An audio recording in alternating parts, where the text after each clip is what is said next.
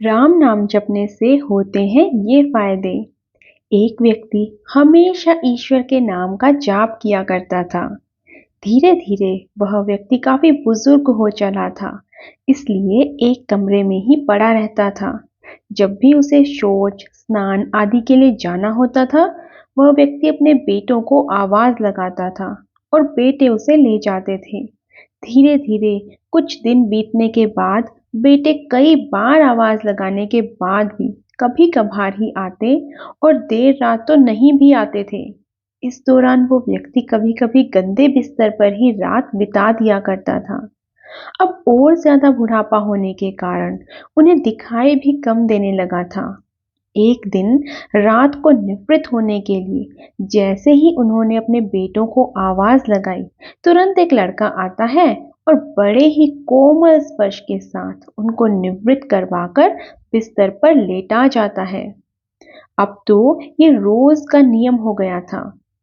एक रात उस बुजुर्ग व्यक्ति को शक हो जाता है कि पहले तो बेटों को रात में कई बार आवाज लगानी पड़ती थी और तब भी वो नहीं आते थे, लेकिन ये तो आवाज लगाते ही दूसरे क्षण ही आ जाता है।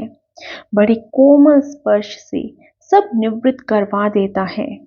एक रात वो बुजुर्ग व्यक्ति उस लड़के का हाथ पकड़ लेता है और उससे पूछता है कि सच सच बता, तू कौन है? मेरे बेटे तो ऐसे नहीं हैं। तभी अंधेरे कमरे में एक अलौकिक उजाला हुआ और उस लड़के रूपी ईश्वर ने अपना वास्तविक रूप दिखाया। वह व्यक्ति रोते हुए कहता है, हे प्रभु, आप स्वयं मेरे निवृत्ति के कार्य कर रहे हैं। यदि मुझसे इतने प्रसन्न हैं तो मुझे मुक्ति ही दे दो ना। प्रभु कहते हैं कि जो आप भुगत रहे हैं वो आपके प्रारब्ध हैं। आप मेरे सच्चे साधक हैं, हर समय मेरा नाम जपते रहते हैं, इसलिए मैं आपके प्रारब्ध भी आपकी सच्ची साधना के कारण स्वयं ही काट रहा हूँ। व्यक्ति कहता है कि क्या मेरे प्रारब्ध आपकी कृपा से भी बड़े हैं? क्या आपकी कृपा मेरे प्रारब्ध नहीं काट सकती है? प्रभु कहते हैं कि मेरी कृपा सर्वोपरि है। ये अवश्य ही आपके प्रारब्ध काट सकती है, लेकिन फिर अगले जन्म में आपको ये प्रारब्ध भुगतने फिर से आना होगा। यही कर्मों का नियम है।